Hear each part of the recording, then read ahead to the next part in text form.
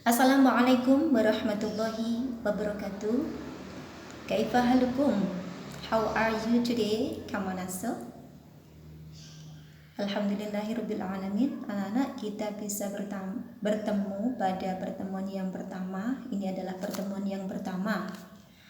The first time we've met, right? So I would like to introduce myself. Ya, saya ingin memperkenalkan diri saya. Karena nanti kalau kalian tidak kenal dengan saya, tidak kenal dengan gurunya, maka kalian juga tidak mengenal pelajarannya. Kalian tidak sayang dengan pelajarannya. Kalian tidak ingin mempelajari pendidikan agama Islam. Untuk itu, supaya kalian bersemangat mempelajari agama Islam, allow me to introduce myself. Okay. My name is Bu Endang Eko Wahyuni. You can call me Bu Endang Eko. And maybe the next year we will learning together about Islamic subject. Okay, pendidikan agama Islam, no English subject, but Islamic subject, pendidikan agama Islam. Oke, anak-anakku sekalian, untuk pendidikan agama Islam di sekolah menengah pertama atau junior high school itu hanya mempelajari tentang rukun iman yang ada 6, kemudian rukun Islam ada 5, kemudian tentang sejarah Islam, kemudian tentang fikih sedikit, dan tentang akhlak, baik itu akhlakul madmumah atau akhlakul karimah. Untuk itu anak-anak, kalau anak-anak ingin mempunyai wawasan ilmu tentang pendidikan agama Islam itu yang sangat luas atau sangat banyak, kalau hanya mengandalkan di sekolah itu impossible, tidak mungkin. Jadi anak-anak harus mencari selain di sekolah. Anak-anak bisa melalui internet membaca kitab-kitab. Anak-anak bisa belajar di madrasah diniyah, pondok pesantren, atau TPQ. Kalau hanya mengandalkan pendidikan agama Islam di sekolah yang hanya 3 jam per minggu, anak-anak tidak akan mendapatkan apa-apa. Ya. Untuk pendidikan agama Islam yang di kelas 8, bab pertama kita akan mempelajari tentang rukun iman, yaitu iman kepada kitab-kitab Allah. Iman kepada kitab-kitab Allah termasuk rukun iman yang keberapa? Anak-anak tahu? Rukun iman yang ketiga. Nah, itu rukun iman yang ketiga. Nah, untuk mempelajari kitab-kitab Allah, kenapa Allah perlu menurunkan kitab-kitabnya? Kenapa manusia harus diberi kitab-kitab Allah? Silakan dijawab, mengapa Allah harus menurunkan kitab-kitab? Anak-anak bisa mencarinya. Nah, sebelum kita membahas tentang kitab-kitab Allah lebih jauh, maka kita pelajari dulu, kita telah dulu tentang sejarah penciptaan manusia tentunya. Manusia yang pertama diciptakan oleh Allah adalah Nabi Adam alaihissalam. Nabi Adam alaihissalam diciptakan oleh Allah min hama'im masnun, dari tanah, dari lumpur hitam kering yang diberi bentuk min hama'im masnun, sebagaimana dalam surat Al-Baqarah, a'udzu billahi minasyaitonir rajim, bismillahirrahmanirrahim, wa idz qala rabbuka lil malaikati inni ja'ilun fil ardi khalifah.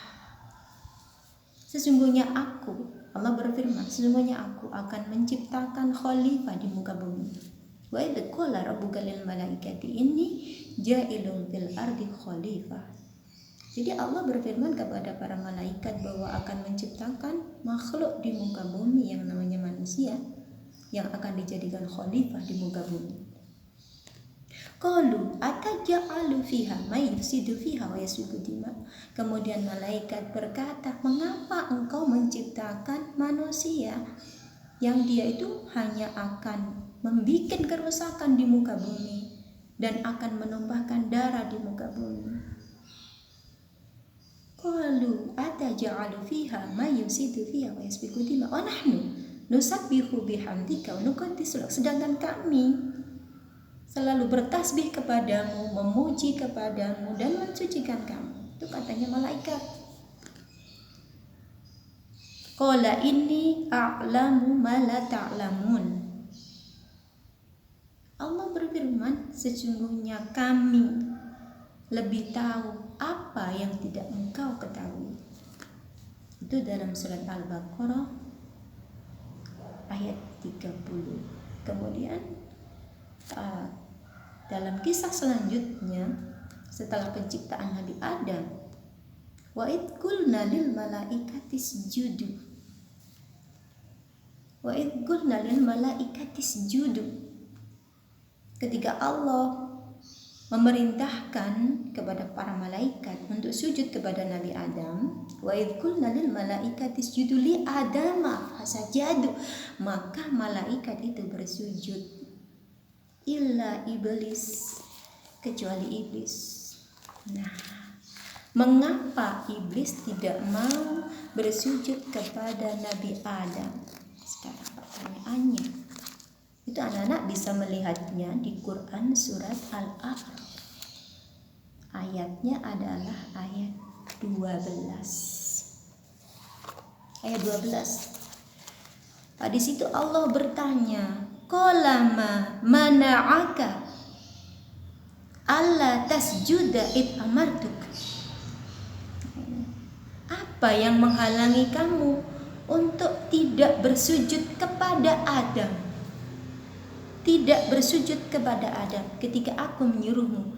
Itu Allah berfirman demikian, bertanya kepada iblis. Bagaimana jawabannya iblis? Iblis menjawab, qala ana khairum min.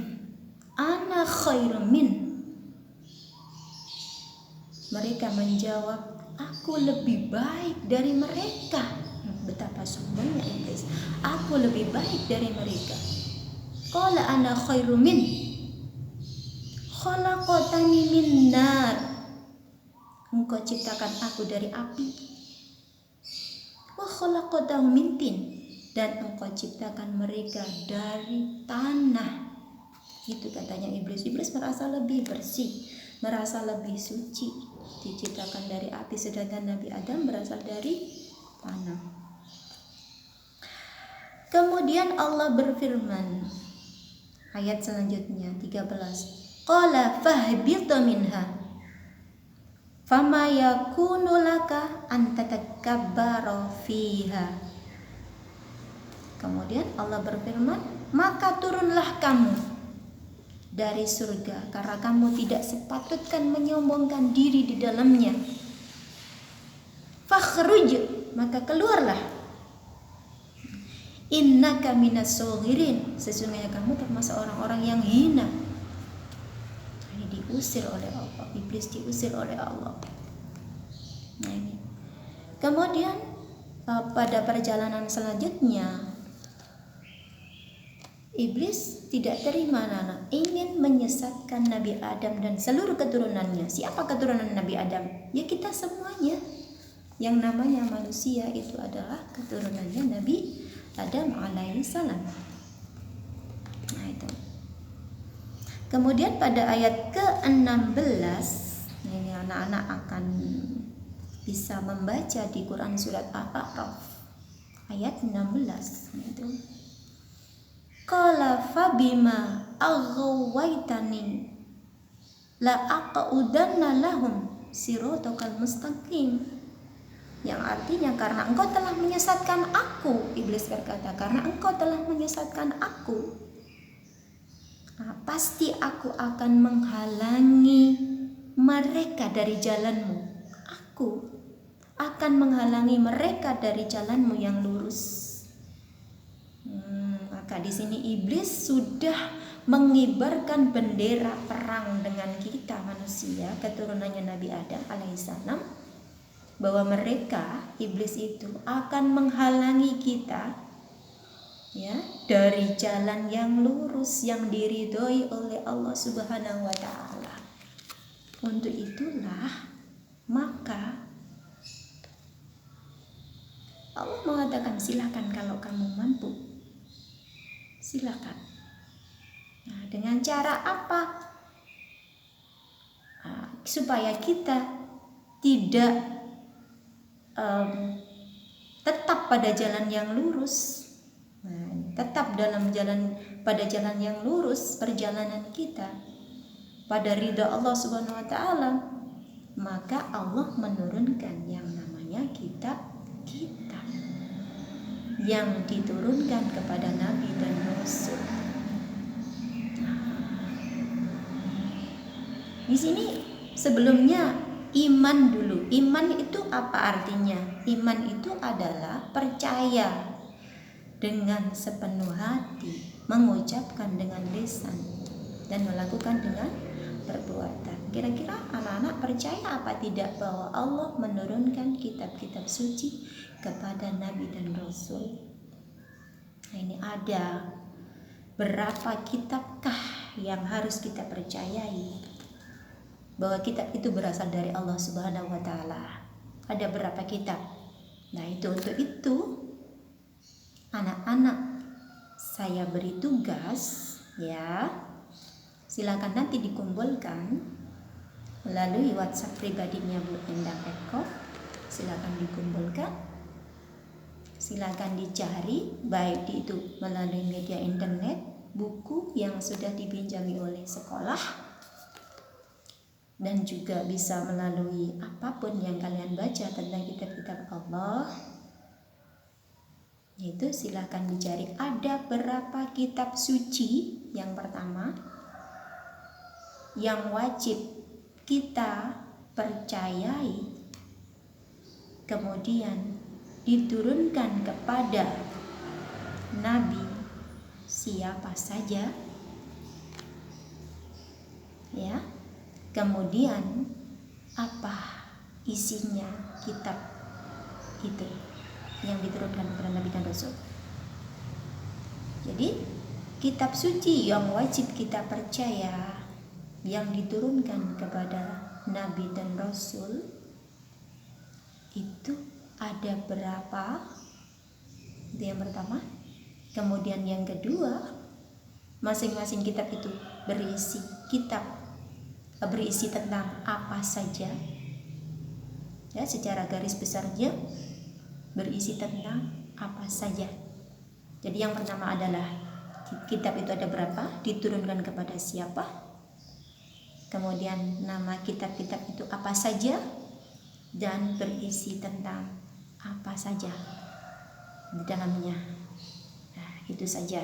Nanti kita bahas pada pertemuan yang akan datang. Jadi tentang kitab-kitab itu apa saja, diturunkan kepada Nabi siapa, kemudian isinya kitab-kitab itu tentang apa saja. Nah, itu adalah tugasnya anak-anak. Silahkan dikumpulkan ke Bu Endang. Nah, kemudian akan kita bahas pada hari Senin yang akan datang. Sekian yang dapat kami sampaikan, kurang lebihnya mohon maaf. Allahul muwaffiq ila aqwamit thoriq. Wassalamualaikum warahmatullahi wabarakatuh.